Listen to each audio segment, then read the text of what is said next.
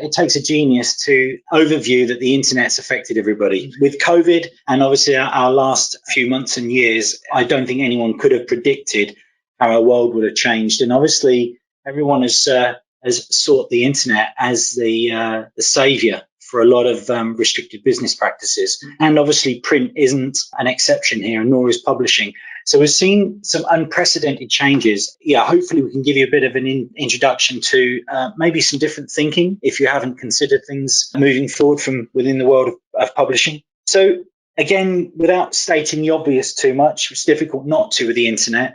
Everything currently is now expected much quicker, faster and cheaper, or less expensive than it ever has been in the past. And that's a lot of it is because people are now, as we all know, are very used to ordering from the internet. They expect products to be available, be personalized, be at high quality and very cheap. So this sadly has, I guess, driven loyalty out of the window in many professions and with many companies. And I think that historically where you could have fallen back on relationships with clients, contracts, etc., it no longer stacks. So the need now for faster and cheaper is sadly it's hitting a level that we've never seen before. I think also one of the things that's affected publishing is the historic approach to it would have been to have estimated the amount of publications that need to be produced. They would have been produced en masse through traditional means, warehoused and distributed from a central resource out to wherever they need to be, whether it be nationally or internationally. That now no longer really has to happen with the ability of using print-on-demand techniques, using digital printing. And again, we're not just talking about coffee table books, novels, paperbacks, the type of things that we always associate with publishing, or magazines. This could be anything. There is really a plethora of people that sit within the realm of what you could classify as publishing.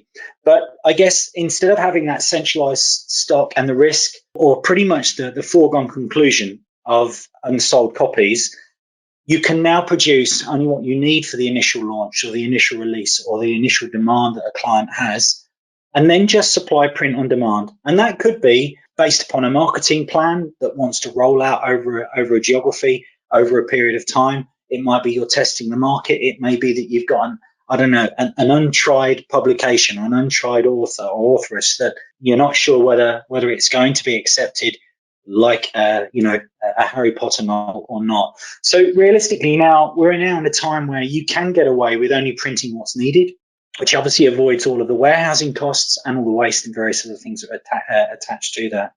That also leads to the arguments that are now very much at the forefront of everyone's mind surrounding the environment and CSR, the corporate social responsibility. The need for individuals and corporations to show a degree of ethic and a degree of approach towards the ecology of the world to reduce the costs and carbon footprints, etc. So again, if you're taking the need to print more out of the equation, only printing when you need, printing locally, it has a massive effect upon a standard approach to publishing.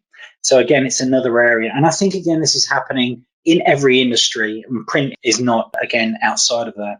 We kind of loosely touched on it, but this long tail approach to handling backlog of books, of publications, again, having the risk of printing too few and then having to reprint either locally and then shipping globally, or finding some global partner in some far-flung corner of the world is actually a very difficult job. It's a difficult job to actually set in place, and it's a difficult job to maintain. So again, with Cloudprinter, we avoid that. We have an enormous network, which we'll go into in a minute, that allows you to avoid that risk, that hassle, that cost.